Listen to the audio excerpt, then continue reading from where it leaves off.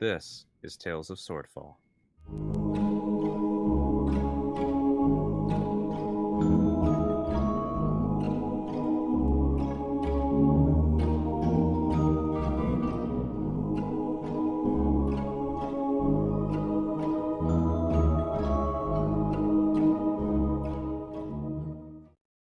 Episode 29, Whetstone. Because of Ash's alarm spell, the party can now sleep without fear of getting ambushed. Everyone give me a wisdom save, just for giggles.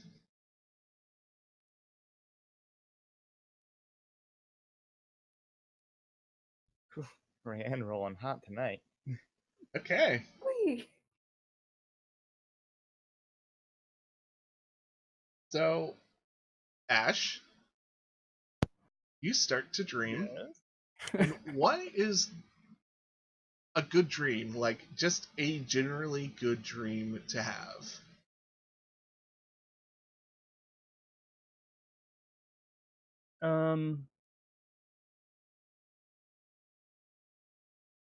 I think Ash would be having a dream about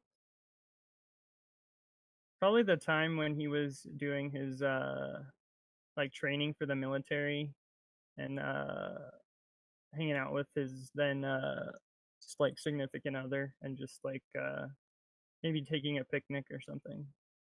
So you're kind of in this idealistic picnic with this past lover, and she's looking you in the eyes. And it's really nice, and you two are about to close in for a kiss. Nice.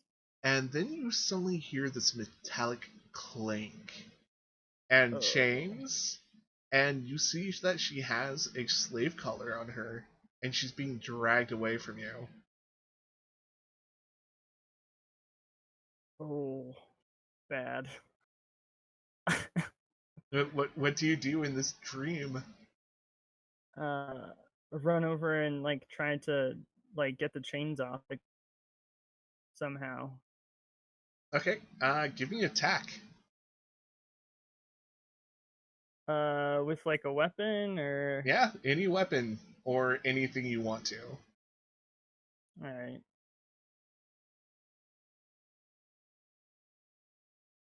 You seem to hit the chain, but every time you hit the chain, it starts turning into more chains and starts wrapping around this former lover. And it's pulling her into like this thick, dark fog. Oh.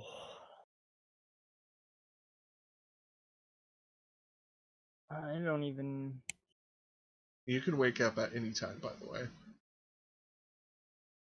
Okay. I think Ash will wake up, but like in the dream is like screaming like no, no, and kind of a residual like as they wake up like kind of yells no.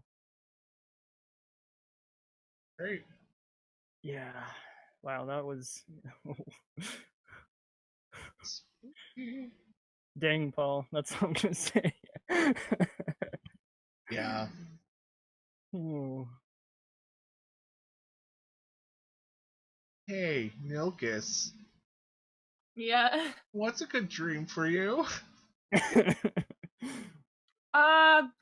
Winning, some really good gambling game with all of his buddies, getting promoted to that position, that his rival would have gotten instead.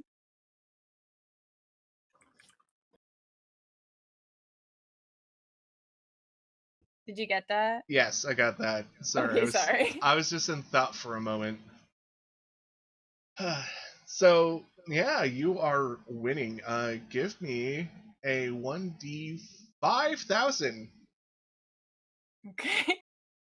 Yeah, you start winning big. People just start throwing coins at Nilkis. I mean, it's literally raining coins. Okay. And it's literally raining coins now. and pelting, starting to pelt your character. Give me a dexterity saving throw. Oh my gosh. You're dodging them really well. Like, even though all this money's coming your way, it's landing at your feet. It's pretty good for you right now. That's good. And everybody's cheering and, you know, toasting you, and just it seems to be like an overflow of alcohol everywhere. It's like pouring out of Yeah. just large kegs, and these coins are just flying to you, and you notice that like this whatever room you're in is starting to slowly fill up with the alcohol that everybody's drinking. Oh, am I like being drowned alive? Maybe. Oh my gosh. Would that be like if he starts to get freaked out? I'd say that is when he would wake up. I don't know if you're Yeah, that's totally okay. fine. Yeah, he's gonna wake up like startled and freaked out.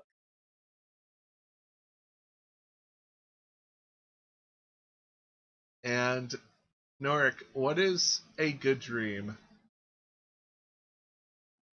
Uh, you know, Norik, he falls asleep, and at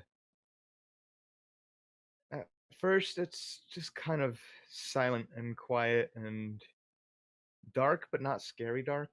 You know, it's Yeah, just a peaceful silence, and then slowly fades um into just what was it? Sort of a town that looks kind of like Love Oak. cool. Yeah, like farmland and Yeah, nice, farmland, and always spring-like. and there's a big tree in the middle, um, and he sees Gavin standing next to him, and he's looking up at Gavin, and Gavin looks down at him and says, "Hey, Norik. Hey, I think I found a squirrel." And And indeed, there is a squirrel up there looking very happy. and Norik says, "Oh, well, that's good. You finally found the squirrel." And Norik looks up at the squirrel, and Gavin's looking up at the squirrel, and they're both just standing there, just looking at the squirrel, chewing at some nut or something. And you feel a touch on your shoulder. Mm-hmm. Norik looks towards where touch came from. It's that elf lady again.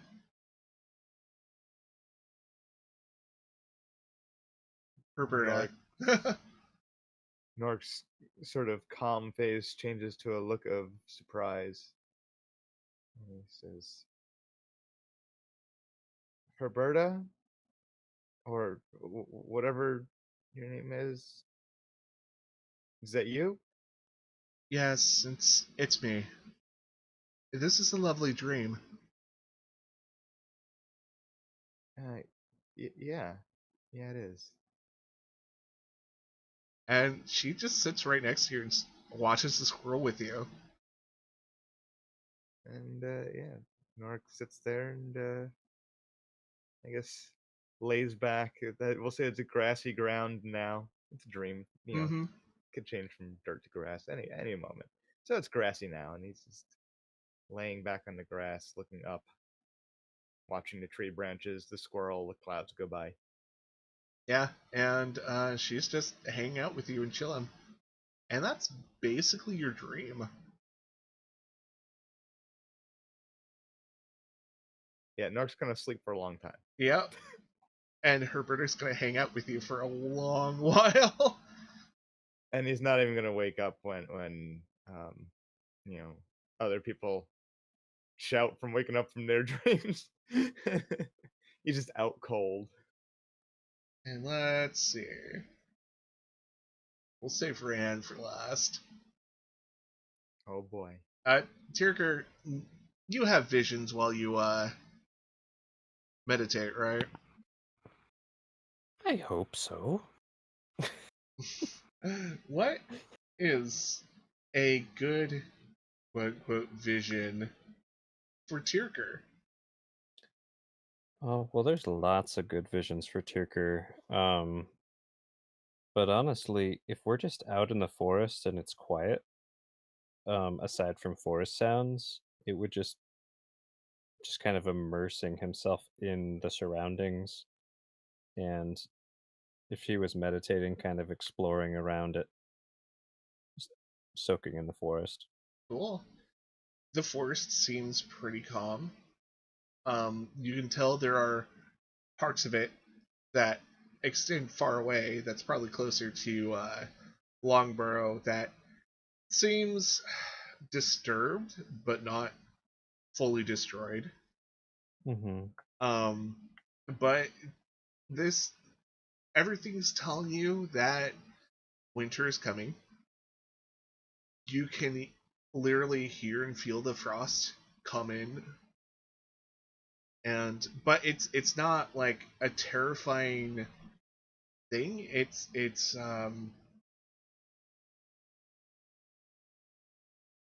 more or less an acceptance of a cycle and the calm of something happening which should always happen.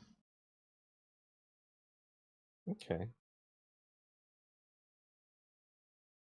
Well, that's nice. Yeah. To Tyrker. So he's just gonna bask in that and listen to the weighing of the trees and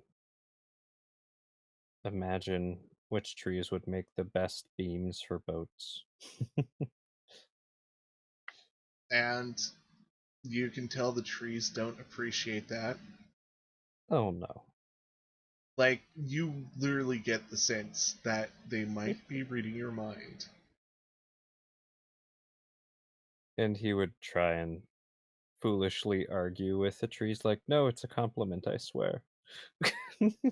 No, I mean, the way you sway in the wind, it'd be an excellent bow. I was just imagining. I'm not actually going to pull out my tools. And you gain acceptance from the forest. And you can feel somewhere after you give this like slight argument that it's more of an appreciation than like coming in and just taking it over. You feel something within the nearby forest somewhere fall specifically for you.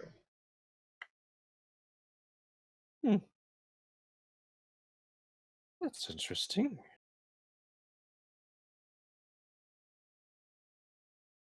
Hello? Get a big burst of hello! Can you read my mind? Of course not. Yep.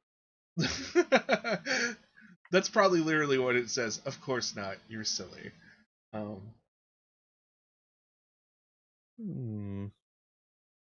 Is it on to Rhiannon or still Tyrker? If you want to poke at it more, sure, but you might not want to poke at it more. No, I think he's gonna stop while he's ahead. Yeah. So, Rhiannon, you're asleep. Tell me about the best dream possible. So, Rhiannon's dream, I'd imagine, would be her.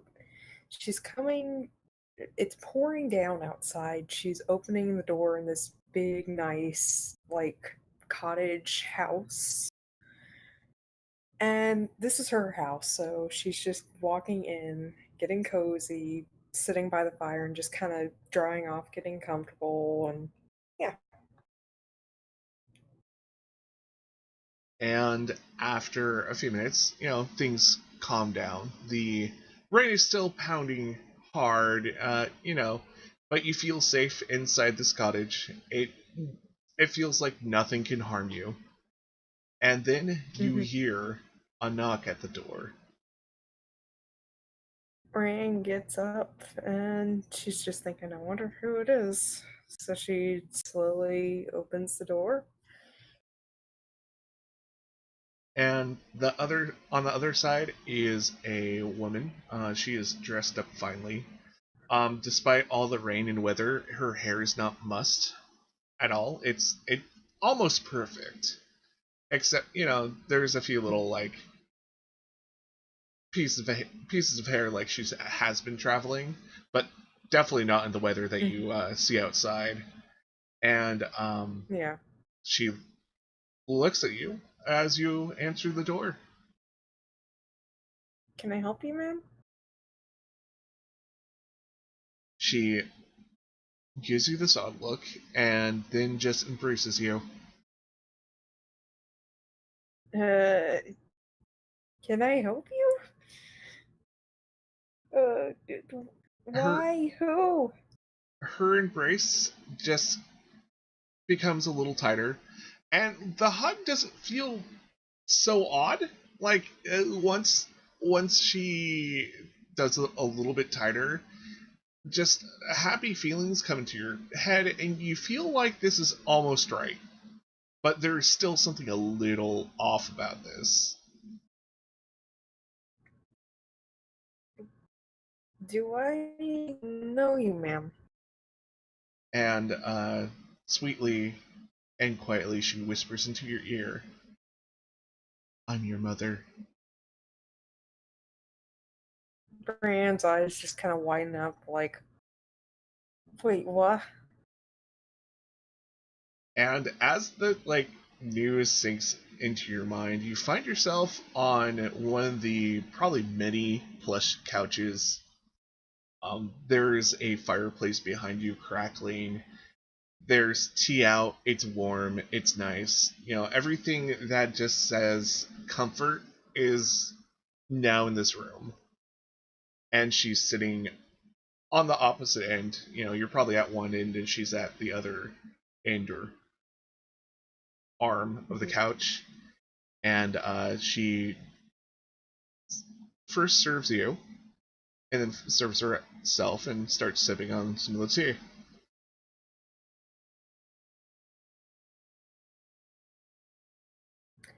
And I didn't say this, but could you describe her? She is tall. She looks like a human. She has brown hair. She has a uh, kind of fancy dress on. It's a little outdated, but it's fancy. Um, she has just these amazing, almost hypnotic blue eyes, and she smells like home, whatever that's supposed to mean.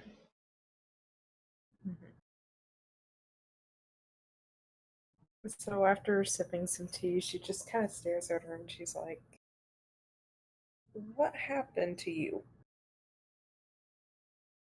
She looks a little confused. What do you mean? Well, this is only the first time I've seen you in who knows how long? She blushes. She's a little embarrassed, and she sets down the teacup on the saucer and looks you straight in the eyes. I didn't mean to abandon you.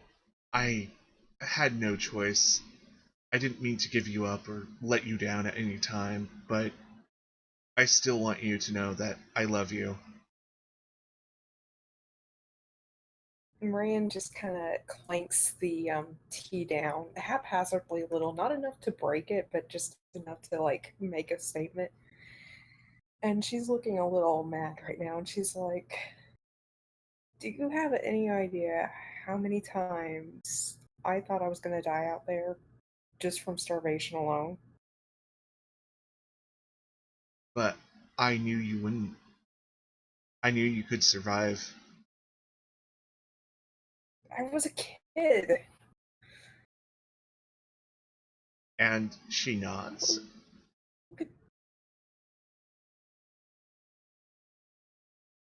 And you didn't exactly drop me off at the best place. I was in the slums, for Pete's sake. You couldn't have dropped me off at some, orphanage or something like that? Maybe I did, maybe I didn't, but I'm here now.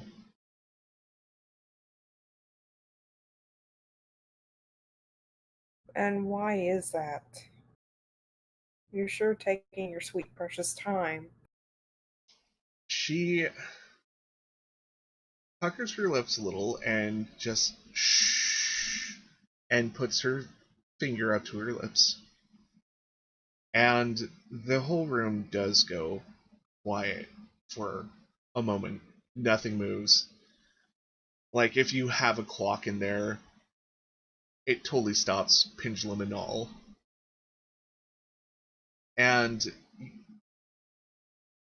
you realize the only thing you could hear in this room is the crackling fire behind you. And then, from what seems to be from under the earth, a rumbling laughter starts to happen.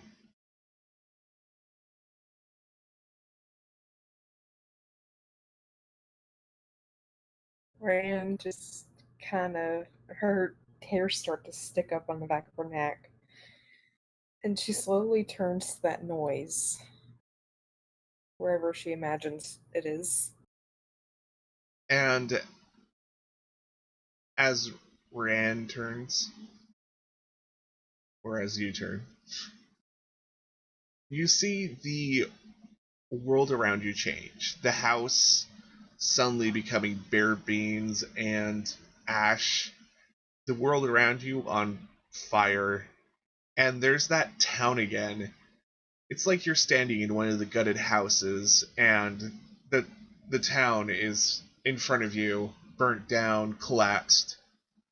And as the laughter grows, you notice that a figure is rising out of the ashes, almost climbing and clawing her way out.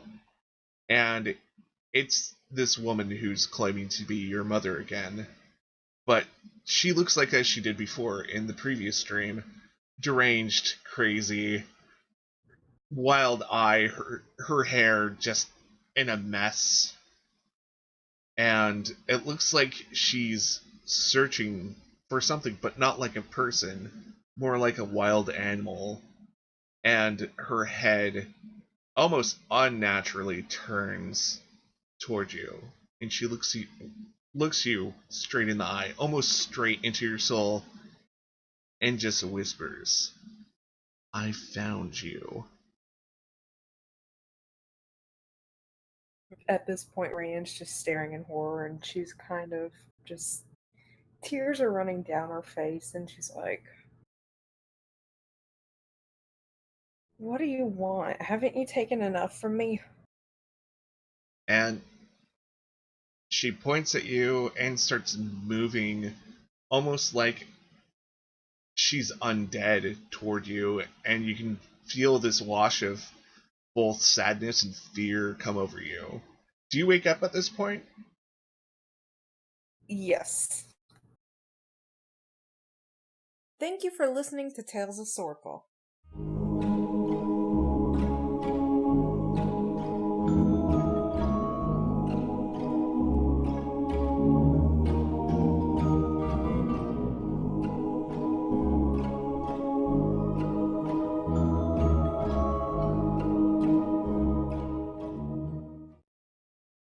Please consider listening to these podcasts. A long, long time ago, in a land far away named Phylor, there were 4 legendary adventurers. We are the Adventurous Four, renowned across the land. Using their cunning and strength, the party defeats many monsters and saves many lives. Nick takes her fairy blade and stabs it into his other eyeball. Oh my god! Can Hugo jump on my back? Do I cast Expeditious Retreat? Yeah. Can Bob roll a d20 for me? I don't like that. I don't like how you asked that. D20 business. What if I rolled a 1? What if I told you I just rolled a 1? Come and join us weekly at How the Quest Was Won. Found anywhere where podcasts are located. Purchase not necessary. No real magic was used in the making of this podcast.